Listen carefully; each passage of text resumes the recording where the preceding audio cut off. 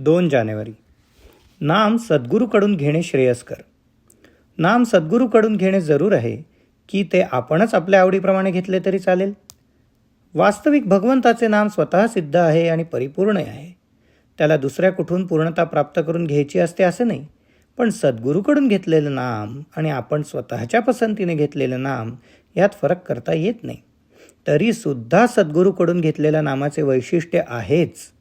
ते असे की तो त्या नामाच्या पाठीशी सत्ता रूपाने असतो आणि आपल्याकडून नामस्मरणात होण्यात त्याची आपल्याला फार मदत होते. त्यामुळे आपल्या हातून होत असलेले नामस्मरण त्याच्या सत्तेनेच होत आहे ही जाणीव राहून मी नामस्मरण करतो अशा तऱ्हेचा अहंकार उत्पन्न व्हायला वावच राहत नाही. सद्गुरूच्या आज्ञेचे पालन करता करता साधकाला नामाची गोडी लागते आणि नाम पोटभर घेतल्याने त्याचा आत्मा तृप्त होतो. म्हणून सद्गुरूकडून नाम घेणे जरूर आहे. सद्गुरू भेट होईपर्यंत मात्र आपण आपल्याकडून नामस्मरण करीत राहणे आवश्यक आहे, कारण ते नामस्मरणच आपल्याला सद्गुरूची भेट करवून देईल. तसे पाहता आधी संतांची भेट होणे कठीण आणि समजा भेट झाली तरी त्याच्यावर विश्वास बसणे त्याहून कठीण. म्हणून नामाचे साधन चालू ठेवावे. खडी साखर ठेवली म्हणजे मुंगळ्यांना आमंत्रण करावे लागत नाही, ते आपोआप तिचा शोध घेत येतात. तसे तुम्ही खडी साखर बना म्हणजे संत तुमच्याकडे धावतच येतील.